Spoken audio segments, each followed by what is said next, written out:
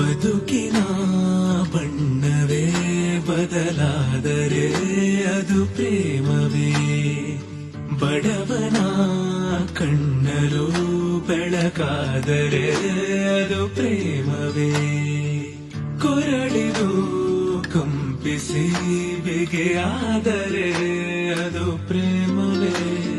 ತಿರುಬಲಿ ದೇವರೇ ಎದುರಾದರೆ ಅದು ಪ್ರೇಮವೇ.